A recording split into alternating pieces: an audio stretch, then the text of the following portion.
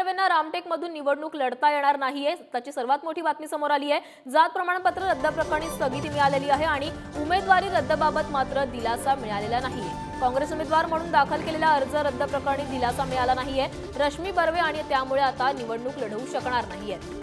काँग्रेस उमेदवार म्हणून दाखल केलेला अर्ज रद्द प्रकरणी त्यांना दिलासा मिळालेला नाहीये।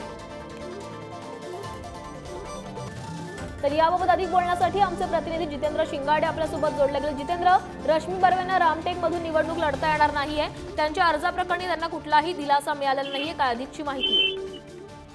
प्राची, दोन गोष्टी आहेत। एका प्रकरणात दिलासा म्हणावा लागेल तर एका प्रकरणात दिलासा नाही, कारण दोन याचिका होत्या, दोन प्लेजेस होते, ज्यामध्ये एक जे स्क्रुटिनी कमिटीने म्हणजे जात पडताळणी कमिटीने जो निर्णय दिलेला होता जात प्रमाणपत्र रद्द करण्याचा, त्या निर्णयाला हायकोर्टाने अंतरिम स्थगिती दिलेली आहे। 22 तारखेपर्यंत ही स्थगिती दिलेली आहे। त्यामुळे ज्या जिल्हा परिषद सदस्यत्व देखील जे रद्द करण्यात आलेलं होतं ते देखील आता त्यावर देखील अंतरिम स्थगिती मिळालेली आहे। त्यामुळे रश्मी बर्वे यांना हा थोडासा दिलासा असंच म्हणावं लागेल। मात्र दुसऱ्या प्रकरणी जे आता इलेक्शन प्रोसेस सुरू झालेली आहे आणि इलेक्शन प्रोसेस सुरू झाली असताना त्यावर कुठलाही हस्तक्षेप कोर्ट करत नाही। त्यामुळे उमेदवारी बाबतचा जो निर्णय होता तो आता हायकोर्टाने नकार दिलेला आहे, त्यावर कुठल्याही प्रकारची स्थगिती देण्यासाठी। आणि पुढील जी सुनावणी आहे ती आता 22 एप्रिलला होणार आहे।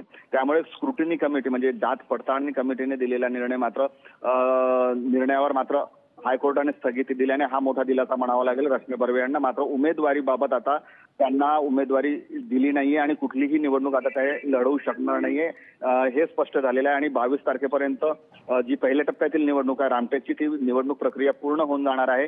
त्यामुळे ते आता निवडणुकीच्या बाहेरच असतील यावर शिक्कामोर्तब झालेला आहे असंच म्हणावं लागेल।